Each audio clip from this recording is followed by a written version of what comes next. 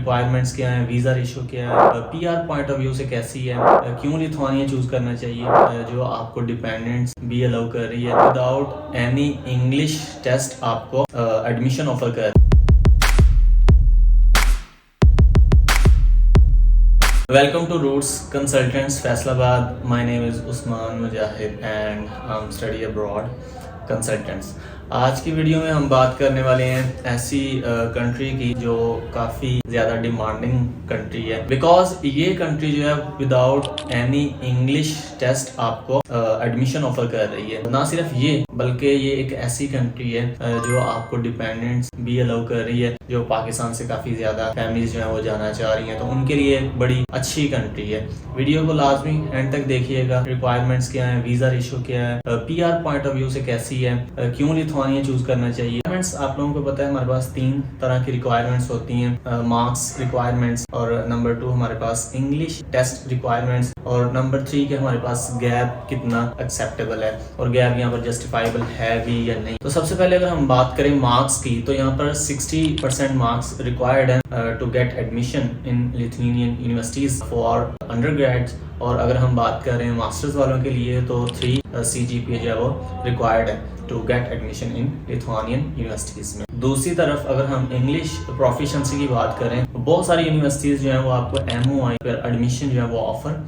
कर रही हैं। नंबर 3 जो गैप है, गैप कितना एक्सेप्टेबल है। इधर मास्टर्स के बाद जो गैप है वो 7 ईयर्स तक का जो गैप है वो एक्सेप्टेबल है। और अगर हम बात करें बैचलर स्टूडेंट्स की, उनके लिए जो गैप एक्सेप्टेबल है वो है 5 ईयर तक का, मैक्सिमम जो गैप है वो 5 ईयर तक। बट बहुत सारी यूनिवर्सिटीज़ ने जो रिक्वायरमेंट्स हैं उनके ऊपर मेंशन किया हुआ है कि हम इंटर वाले स्टूडेंट्स का कितना मैक्सिमम गैप जो है एक्सेप्ट करेंगे। अब हम बात कर लेते हैं आपको डॉक्यूमेंट्स क्या क्या रिक्वायर्ड है इसके लिए। सो डॉक्यूमेंट्स में नंबर 1 आपको पता है सबको, एजुकेशनल डॉक्यूमेंट्स इसके लिए रिक्वायर्ड है।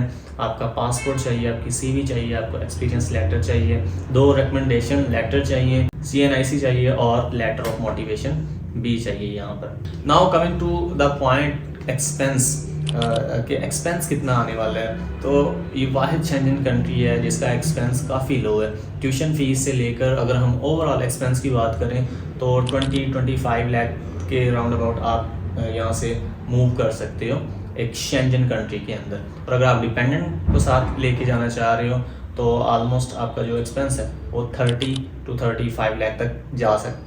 सो नंबर 1 जो आपका एक्सपेंस होने वाला है वो आपकी एप्लीकेशन फ़ीस। एप्लीकेशन जो फ़ीस है वो 100 यूरो टू 200 यूरो के बीच में आपको मिलती है, विच इज़ नॉन रिफंडेबल। ये वो फ़ी है जो आपको यूनिवर्सिटी से रिफ़ंड नहीं मिलेगी। नंबर 2 अगर हम यूनिवर्सिटी की ट्यूशन फ़ीस की बात कर लें तो जो ट्यूशन फ़ीस है वो आपको रेंज मिल रही होती है 3000 यूरो से लेकर 6000 यूरो के बीच। उसके बाद जो आपका मेन एक्सपेंस है वो 120 यूरो है जो आपको एम्बेसी में आने वाले हैं। पूरे एक्सपेंस को सम अप करें तो ऑलमोस्ट जो है वो 25 लाख तक चले जाता है अगर आप आइट्स का भी खर्चा बीच में इंक्लूड कर लेते हो। आइट्स के बाद अगर हम बात करें तो जिस भी कंसल्टेंट से आप करवा रहे हो उनकी कंसल्टेंसी भी आप बीच में ऐड कर लेते हो। उसके बाद जब आप मूव करते हो, यहाँ से जाते हो, तो यही खर्चा नहीं होता, कुछ सेविंग जो है वो आपको अपने साथ लेकर जानी पड़ती है, which is probably 2000 euro 3000 euro. इसका ये फ़ायदा होता है कि वहाँ पर जाके आपने जो रेंटल एग्रीमेंट लेना है, वहाँ पर जो जाके अपने बेसिक फाइनेंस मैनेज करने हैं, वो उसके लिए 2 to 3 मंथ्स का जो है वो आपके पास बैकअप होना चाहिए। सो अगर हम टोटल खर्चे को सम करते हैं तो ऑलमोस्ट यही बन रहा है 20 to 25 लाख तक एक्सपेंसेस के टोटल आ रहे हैं। अच्छा जी, प्रोसेस में अगर हम बात कर लें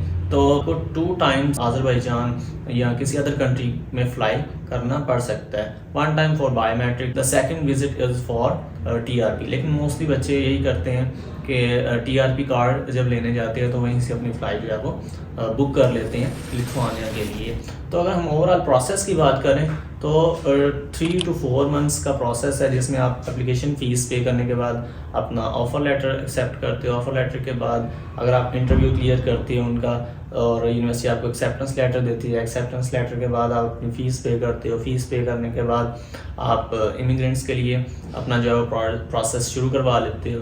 तो इमिग्रेंट्स के लिए जो सबसे अहम बात ये है कि वो बैंक स्टेटमेंट डेफिनेटली आपको 8,000 यूरो 7,000 से लेकर 8,000 यूरो जो है वो शो करवाने पड़ते हैं, which is approximately 30 to 35 lakh. लेकिन बेटर ये है कि आप इसको 40 लाख तक जो है वो कंसिडर करें। 40 लाख जो है वो आपको 3 मंथ की मैच्योरिटी चाहिए, और जो आपका अकाउंट है वो 6 मंथ्स ओल्ड अकाउंट आपका होना चाहिए। कोर्सेज़ की अगर हम बात करें तो यहाँ पर डिफरेंट कोर्सेज़ अवेलेबल होते हैं। बिज़नेस के कोर्सेज़, इंजीनियरिंग के कोर्सेज़ और आईटी के रिलेटेड कोर्सेज़, काफ़ी ज़्यादा रेंज ऑफ कोर्सेज़ आपको मिल जाएंगे।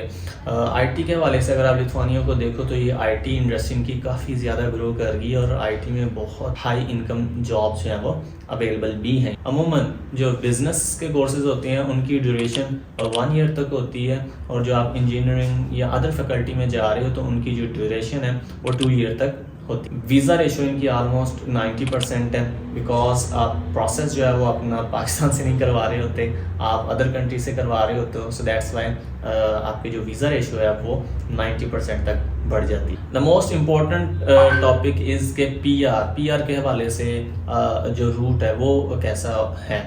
डेफिनेटली पीआर के लिए आपको 5 ईयर वहाँ पर स्टे करना पड़ता है, और देन आप पीआर अपनी अप्लाई करते हो। तो 2 साल का आपकी एजुकेशन है, 1 ईयर का आपको PSW मिलता है, और देन जो 2 ईयर है वहाँ पर जो आपने मैक्सिमम स्टे करना है वो आपको वर्क परमिट के ऊपर स्टे करने पड़ते हैं। So after 5 year you can apply for PR. अपनी पीआर के लिए आप वहाँ पर अप्लाई कर सकते हो। तो अगर आप अपना प्रोसेस लिथुआनिया के लिए शुरू करवाने का सोच रहे हो तो अभी स्क्रीन के ऊपर दिए गए नंबर पर क्लिक करें, और यहाँ पर फिज़िकली आप हमारा ऑफिस विज़िट कर सकते हो फैसलाबाद में। आज की वीडियो में इतना ही। थैंक यू सो मच, शुक्रिया, अल्लाह हाफ़िज़।